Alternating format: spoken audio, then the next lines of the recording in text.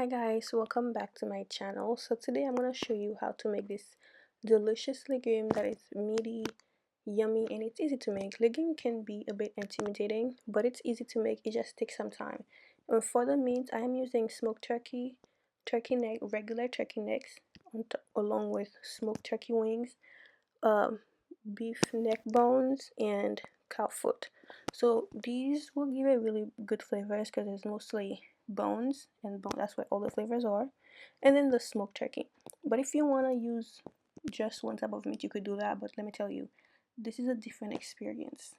The more, if you when you mix your meats, it really gives it like such a good flavor. Anyway, so let's clean up the meat. The turkey wings, the smoked turkey wing, they're already smoked, so there's not much to do, but I like to remove any little feather that I see. And to clean it up, you need lime. If you don't have lime, you could use bitter orange or lemons and white distilled vinegar. So for me, I'm using white distilled vinegar and lime juice. And I like to remove the excess, trim away the excess fat around the meat and rub them with the lime and squeeze some lime juice in there and use the lime skin to rub them off, and then you rinse them. And after you rinse them, we're gonna do another step with the boiled water. While you're doing that, make sure you have a pot of boiled water, like a lot, and that boiled water is gonna remove impurities and also tenderizes the meat. But we're only gonna do the boiling water for the other meats. This is the vinegar that I just poured in, and I'm gonna rub it in. Squeeze a half of a lime juice aside to for the marination, and then squeeze the other lime juice into the meat, and then use the skin to rub it. As I was saying, for the boiled water, we're only gonna do that to the other meats. We're gonna remove the smoked turkey necks because turkey wings, it's already smoked. You know, there's not much you need to do to it. It's gonna take a very short time to cook, so rinse the meat and then pour the hot boiling water over the cow foot, the turkey necks, and the neck beef bones.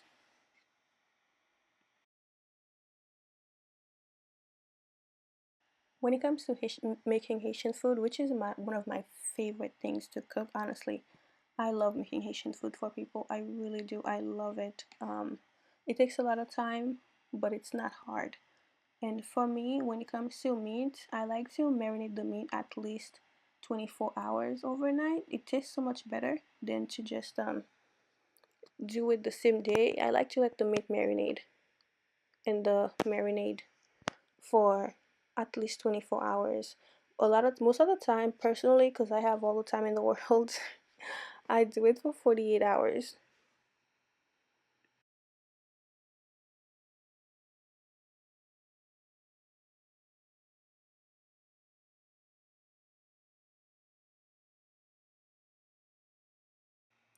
Once you transfer the meat back into the bowl, you see how nice and clean it looks?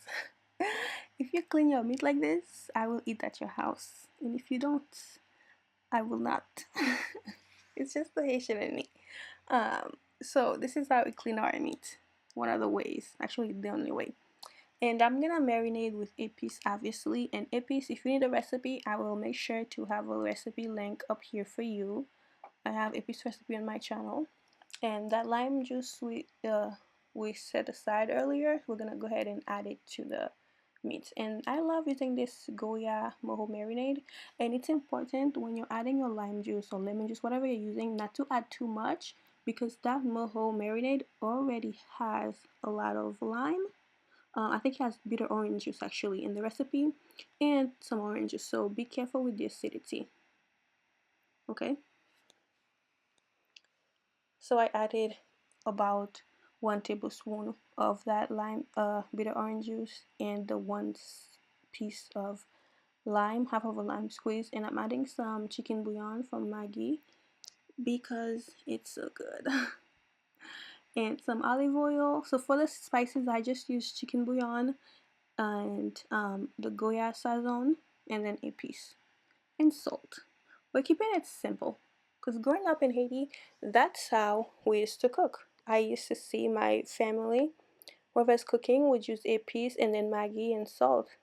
And the food, when I tell the food is good, and I realized and here in America, I mean, the stuff are not the same. So I get why we add a lot more things trying to chase that flavor. But I realize I don't have to do that. I just try to keep it, I'm trying to keep it simple now. Really keeping things traditional. Make sure you add your salt and then marinade. Like I said, I, make sure you stir it well so everything could be well coated. And I let mine marinate overnight. And 2 days later, I made the legume. But you don't have to wait that long. You could just do, uh, 4 hours, 12 hours, whatever you can do. If you have time, do what you can do. For me, I did that. And then after I marinated, what I did, the cow food, I cooked it, I pressure cooked it because it would take longer to cook. So I pressure cooked the cow meat for 2 hours, I believe I did. I forgot. But I think it was not even 2 hours actually, probably 1 hour on an hour and a half. I think an hour 45 minutes because I think I did it on not the highest heat on the pressure cooker. I did it on medium. So that's what I did with the cow foot so I could cook everything else together. So this is it. I store it in a Ziploc bag and then I store it in the fridge overnight to marinate for the next 48 hours. The Ziploc bag saves space, so do that, or you can leave it in a bowl. So for the vegetables for the legume, here's what I'm using. I am using eggplant, which I've already peeled all my vegetables. I've already washed and peeled them, but I am using this is the meat. It's not cooked yet. I transfer it to the thing. I'm using eggplant, green chayote squash, carrots, and spinach. This is the only vegetables I'm using for the legume. What legume can be made so many different ways. You can use whatever vegetables that you like. But I wanted to keep it simple, and I'm only cooking for like 3 people, 4 of us, actually 3 of us, so not too much. But you can see the cow foot. I pressure cooked it, and I believe an hour and 45 minutes because you can see it still can go for a little bit longer to cook. It's not fully cooked, so it's gonna finish cooking with the rest of the meat and the vegetables. And yeah, so for to cook it, I'm gonna add bay leaves. I added some cloves.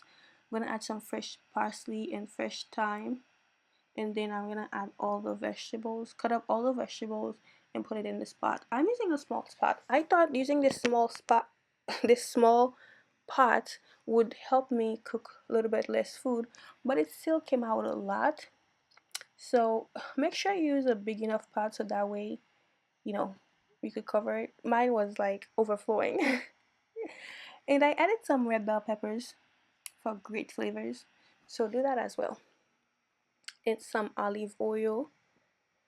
And then pour all the vegetables in there and cover it. And if you're like me, if you do like me, use a smaller pot and the vegetables are overflowing, you could use an aluminum foil or tin foil to cover it because you want it to be covered and boil. Because let me tell you, once it starts to cooking, it's gonna shrink. All the vegetables are gonna shrink. This is the thing with legume. You see a lot of vegetables, and then when you cook it, thing with spinach, when you cook it, and it's like it's so small. But you could use a tin foil, or you can use a plastic bag, which is what I used. But feel free to not use that. It's your preference. But I used the plastic bag to cover mine, and then I let it boil and cook all the way. And then you'll see that it shrinks once it starts to cook. And then there will be more space in the pot for you.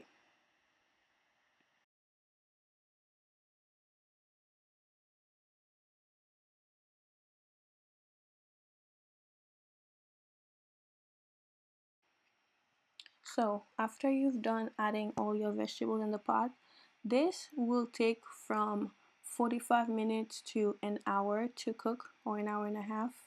It really depends on how much food you have in your pot and the type of meat.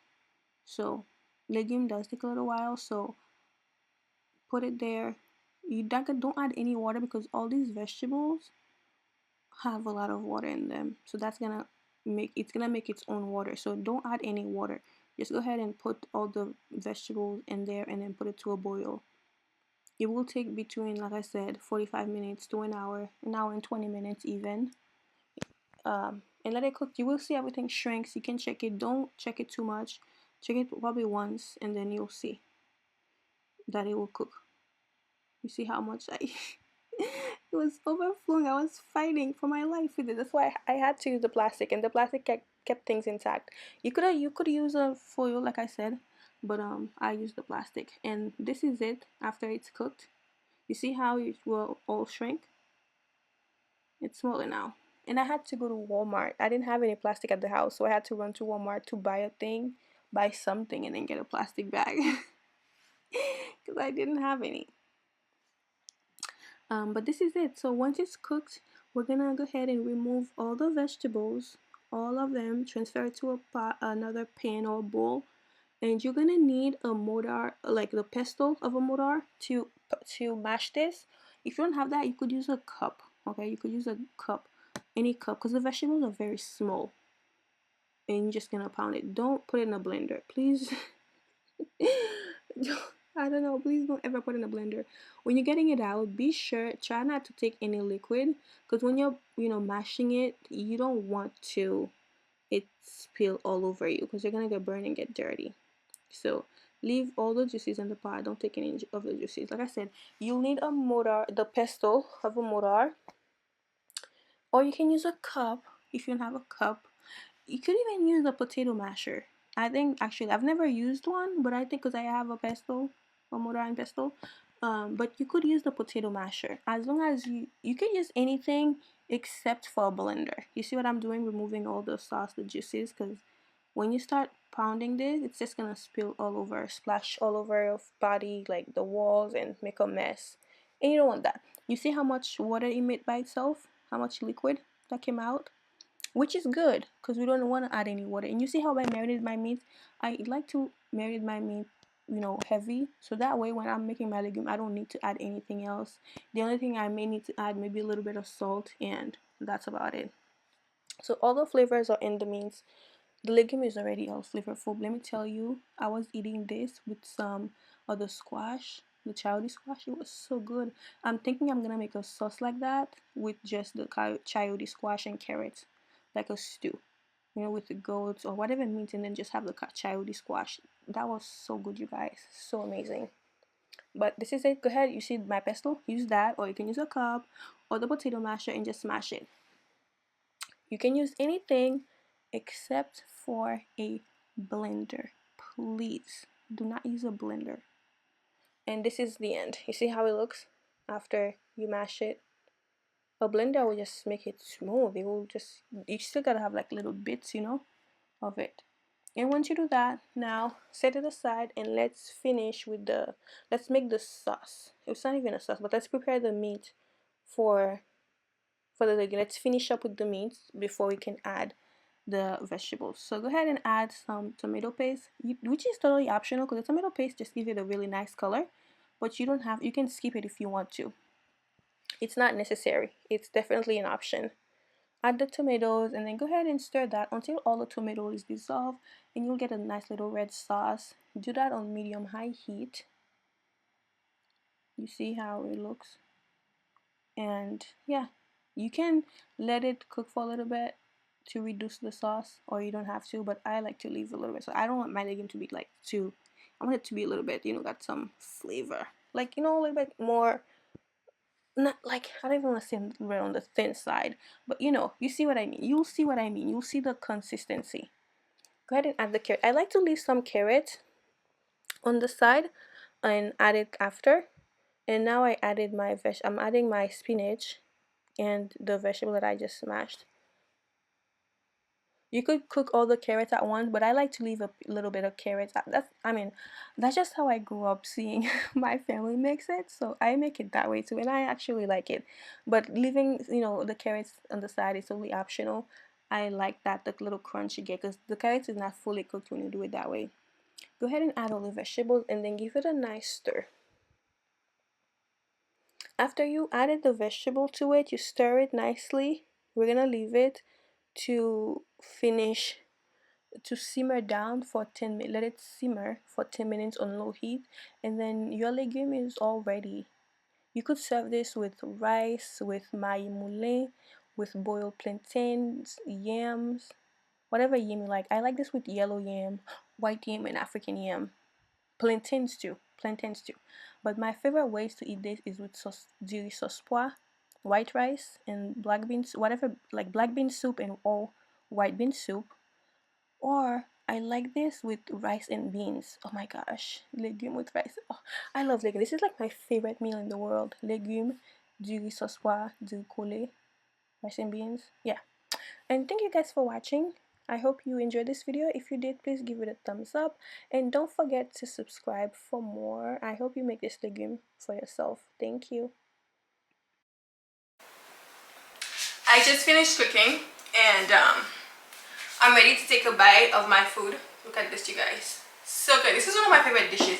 This is, see, this type of meal, this is a meal you make on Sunday. This is a meal I'm gonna make for my family when they well behaved. You know, like when my kids bring home good grades, when my husband bring in the money, you know, when he's a good husband, I'm making him whatever he wants. You know, when my kids behave, I'm making them whatever they want. But this type of meal, legume, du riz sauce pois blanc,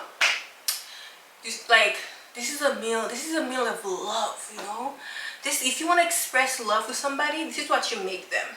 Okay, this is what you make them. Yeah, so let's take a bite of this, of love. A bite of love. I'm excited. I haven't had legume in a long time. You know, I moved to Dallas. It's difficult for me to make Haitian food because I'm by myself. So I've met a couple friends. So whenever they say they want something, I'm like, okay, I'll make it for you. I'm your slave. I'll make it for you. So I just make it. Because look at all of it, you know. Because it's not easy to make a little bit of Haitian food. It's really hard. Even though I try, it's still hard. Like the sauce pois and the rice is little. These are easier to measure. But the legume is not easy at all. But let's go on and bite.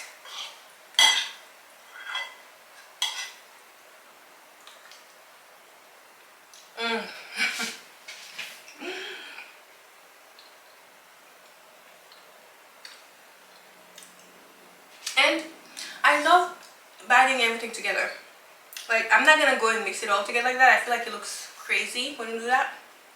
But I like eating everything together, like, you know, mix it all. Like, I'm not the type of person that would eat the rice along with the legume and then the sauce by itself. That's weird. But do you? But for me, and I'm using basmati rice. Oh, this is so good.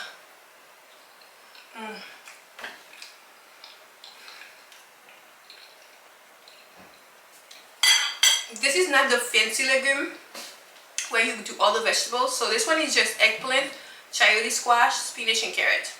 You can make legume any way you want. You can use just eggplant, which I love eggplant, spinach, legume. You can use just cabbage, just spinach. You can use just whatever you want. You can just use one ingredient, but I wanted to do it that way, and it came out really good. And for the meat, I did cow foot, smoked turkey, and regular turkey necks because I wanted the flavors, you know. Yeah, so it was just like a quick legume, like a cheap, like, you know, like a low budget legume. Because the other legumes are expensive. Like the eggplant itself was like $7. I mean, it doesn't sound like it's a lot, but that's a lot for just eggplant, you know, for just like few eggplants.